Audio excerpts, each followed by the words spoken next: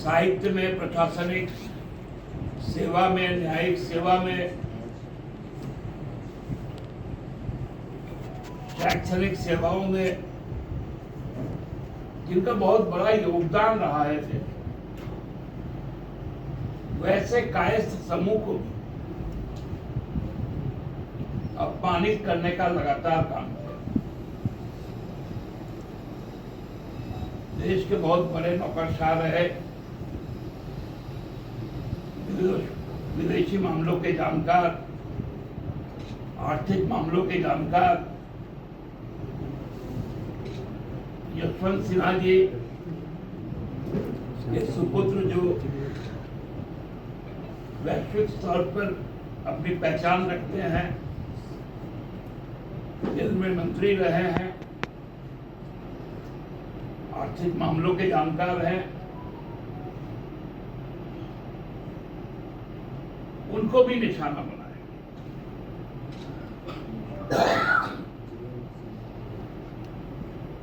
क्योंकि वो जानती है कि हजारीबाग चुनाव वो हार, तो सारा ठीकरा उन पे फोड़ने। भाजपा जानती है कि कल धनबाद का जनादेश क्या आएगा, तो राज सिन्हा जी को, उनको भी राजनीतिक मोहरा बनाया गया ताकि ठिकरा उनके सर पर भी फोड़ सके।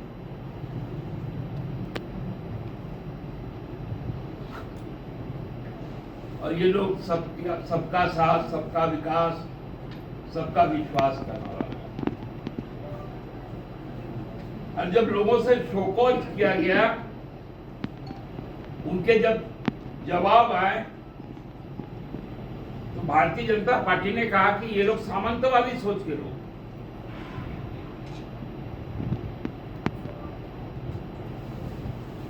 कैसे कैसे रंग बदलते रहते हैं।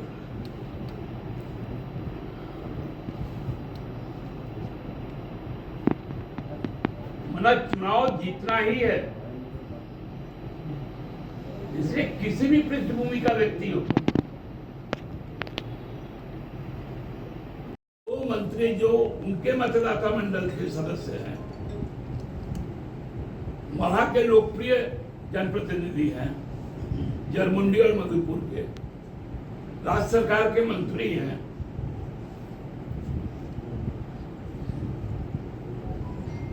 तो बोलते थे कि इंडिया गठबंधन से कोई आएगा तो हमको प्रचार में ही नहीं।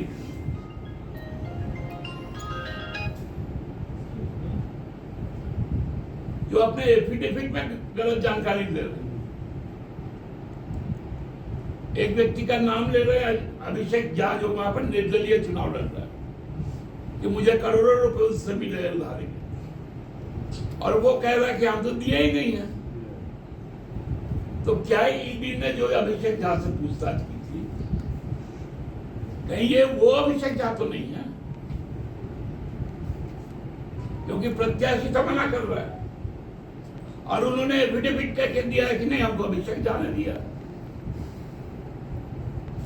तो ईडी को इस पे भी जांच होनी चाहिए। भैया, आपका खबर वो ट्वीट करता है, आपका इस्तेमाल वो कर रहा है, आप संस्थाओं के कुछ नहीं कर पा रहे।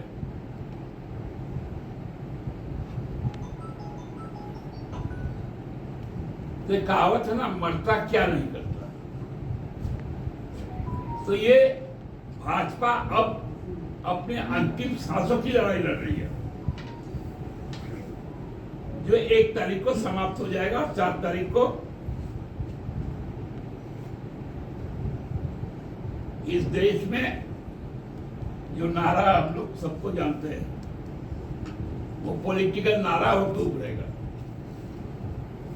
दादा, मतलब आधे सीटों पे झारखंड में जो है वह मतदान हो गई है, अभी आधे पे अब हो ही जाएगी, कल भी 4 सीट पे। लेकिन जो एक तस्वीर दिख रही है, उसमें ये दिखा है कि झारखंड मुक्ति मोर्चा अकेले लड़ाई लड़ रहा है, मतलब जेएमएम ही लड़ रहा है। आपके सहयोगी खासतौर से कांग्रेस जो है इस लड़ाई में संगठन के तौर पे उनके नेता जो है स्टार प्रचारक के तौर पे कल्पना सोरेन ही साफ दिखाई दे रही हैं। कांग्रेस कभी नैया पार आप ही लोग कर रहे हैं, ऐसा क्यों हो रहा है? मतलब कांग्रेस पार्टी उस तरीके से क्यों नहीं दिखाई दे रही? नहीं, इस पे मेरा कोई टीका टिप्पणी नहीं है। लड़ाई का जिम्मा हम लोगों ने उठाया है और हम लोग जानते हैं कि हमें लड़ना है।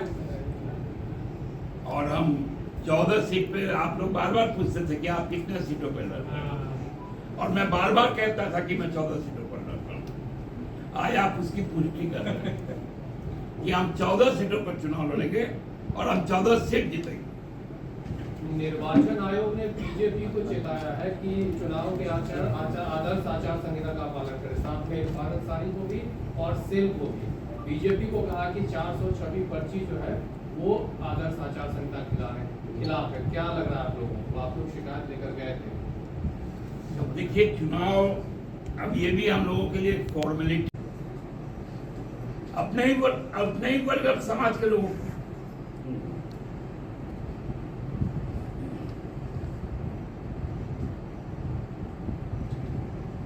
इसलिए हम लोग इस बात को कह रहे हैं कि वो अपने ही के बीच के लोगों को जिस प्रकार से अपमानित करती है,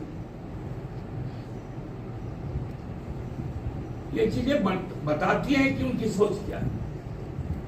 अभी अमित शाह ने झारखंड में चुनावी भाषण में कहा है कि झारखंड कांग्रेस के लिए एटीएम कार्ड है। झारखंड कांग्रेस के लिए एटीएम कार्ड मतलब भ्रष्टाचार के लिए एटीएम कार्ड है कांग्रेस के लिए, यहाँ से वो पैसा ले जाती है। उनको बुझाता नहीं है कुछ। एटीएम ऑटोमेटेड टेलर मशीन होता है,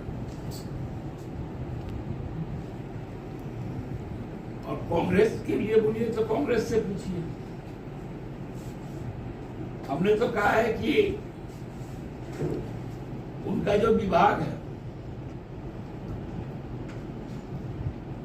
उनके विभाग में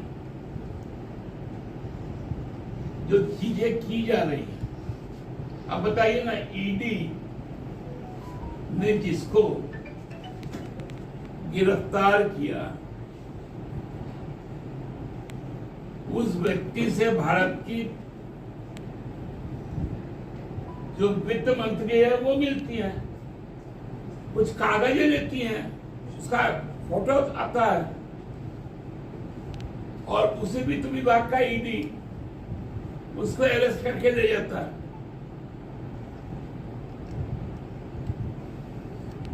तो भाजपा किस स्तर पे उतर गई? कल वहां का एक गोड्डा के सांसद है, उनके साथ में प्रचार करने आए हुए यूपी के एक विधायक राजेश्वर सिंह, जो सरोजनी नगर लखनऊ के विधायक हैं, पूर्व में वो ईडी के डिप्टी डायरेक्टर या कुछ ऐसे पोस्ट पे थे, 22 में उन्होंने रिजाइन कर दिया। उनको साथ बैठाकर बोल रहे हैं कि भाई ईडी का सामान चल गया।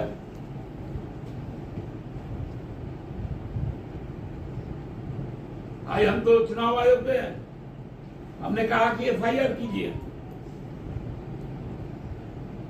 और ईडी से आप सवाल कीजिए, अभी तक उनका खंडन क्यों नहीं आया?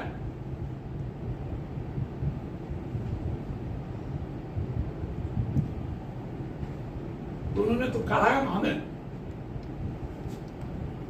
कि हम ईडी से भी जानकारी ले लेते हैं और फिर एफआईआर भी करेंगे। इसमें रांची है, जमशेदपुर है, गिरिडीह है और धनबाद। इसके पहले 20 तारीख को 3 लोकसभा सीटों पर चुनाव हुए, जिसमें हजारीबाग, कोडरमा और चतरा था। उसके पहले 4 पर चुनाव हुए थे और शेष 3 सीट 1 तारीख को संथाल वगैरह की 3 सीटें हैं, वहां पर चुनाव हुए। ये चुनाव हमको लगता है कि बहुत ही पहली बार सोच समझ करके, किसी भी बहकावे में नहीं आकर प्रबुद्ध मतदाता अपनी मताधिकार का प्रयोग कर रहे हैं। भारतीय जनता पार्टी जो इस चुनाव में प्रथम चरण से ही पिछड़ते नजर आई और जो भाषाएं उनके द्वारा कही गई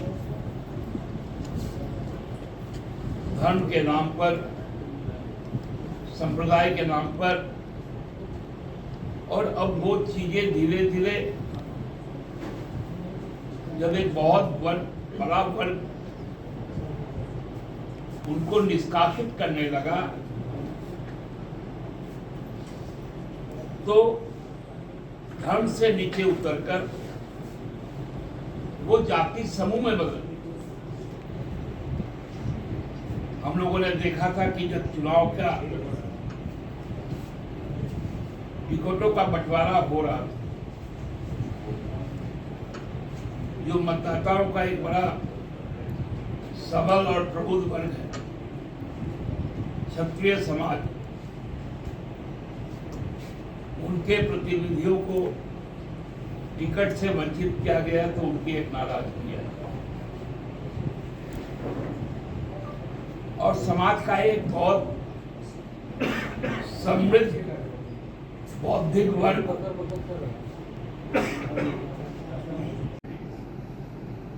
चुनाव आयोग का चुनाव के आंकड़े पे यदि सवाल भी उठता है तो ये बहुत खतरनाक है और जो लगातार उठ रहा है। आज सुप्रीम कोर्ट पर भी वो बातें आई तो माननीय उच्चतम न्यायालय ने उस मामले को खारिज नहीं किया है। उन्होंने कहा कि चूंकि हम वेकेशनल बेंच है, छुट्टी के दिनों में काम कर रहे हैं, इसलिए इस पर रेगुलर बेंच सुनेगी। तो इंडोर्समेंट है चुनाव आयोग पे जो शक हो रहा है उसका। तो यदि चुनाव आयोग पे ही शक हो तो फिर पूरे इस एक्सरसाइज का कितना वैलिडिटी रह जाएगा। इसलिए हम लोगों को जो आचार संहिता का वो लोग बोलते हैं वो सब हमारे ऊपर लागू, एनडीए या भाजपा पर वो लागू नहीं। मैं आपके माध्यम से इन 4 जगहों पर जहां मतदान होने और चारों जगह अपने आप में इस झारखंड राजकीय राजनीति को बहुत प्रभावित कर। रांची तो चूंकि राजधानी है, औद्योगिक राजधानी जमशेदपुर,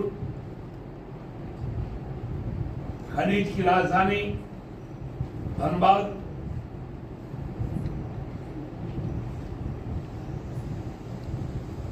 और गिरिडीह जो पर्यावरण के साथ साथ जहां औद्योगिक गतिविधियां भी है, खनन कार्य भी होते हैं और किसानी भी होती है।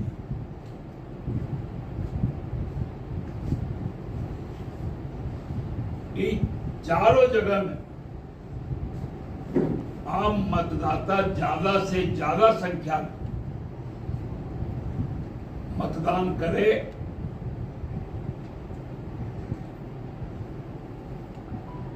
प्रचंड गर्मी के लिए वो सुनिश्चित करे कि सुबह 7 बजे से 11 बजे तक ज्यादा से ज्यादा मतदान हो जाए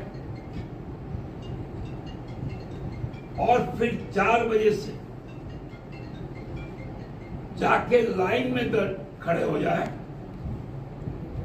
ताकि 5 बजे के बाद जब उनके पास में ऊर्जा आ जाए तो 6 बजे तक, 7 बजे तक, 8 बजे तक वो मत डालकर ही निकले। ज्यादा से ज्यादा मतदान, और हम पॉलिटिकल पार्टी भी चाहते हैं कि ज्यादा से ज्यादा मतदान ताकि राजनीति की गुणवत्ता बनी रहे। और जो आज वर्तमान में सत्ता में है उनकी सोच को हम बदल सके। धन्यवाद।